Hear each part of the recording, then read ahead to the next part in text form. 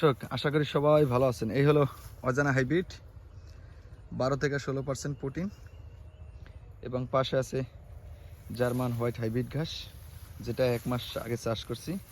এই 1 মাসে কাটার উপযোগী হয়ে গেছে। যদি জমিতে পানি দেওয়ার ব্যবস্থা থাকতো, পানি থাকতো, তাহলে ঘাসটা আরও উৎপাদন বেশি আসতো। এবং জার্মান অজানার পার্থক্য আপনার নিজ চোখে দেখেন।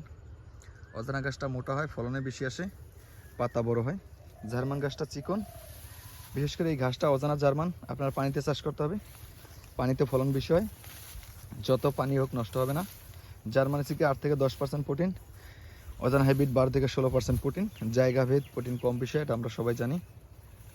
একবার চাষ করলে অজানা ঘাসটা আপনার 7-8 বছর পাইবেন, আর জার্মান হোয়াইট হাইব্রিড ঘাসটা আপনার আজীবন পাইবেন।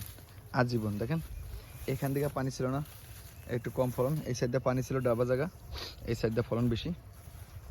তবে আপনার চাইলে এই ধরনের ঘাসের কাটিংগুলো আমার কাছ থেকে সংগ্রহ করতে পারবেন। এই ঘাসের কাটিং চাষ করতে হয়। যে কোনো ঘাস আপনি যদি একবার চাষ করে 5 বছর 10 বছর কাটতে চান, তাহলে অবশ্যই আপনাকে কাটিং চাষ করতে হবে। বাংলাদেশের সবচাইতে জনপ্রিয় এবং আশীর্বাদ স্বরূপ একটা ঘাস অজানা হাইব্রিড এবং জার্মান হোয়াইট হাইব্রিড। কারণ যত পানি হবে তত উৎপাদন বেশি আসবে, ততই ফলন বেশি পাবেন। দর্শক, আল্লাহ হাফিজ।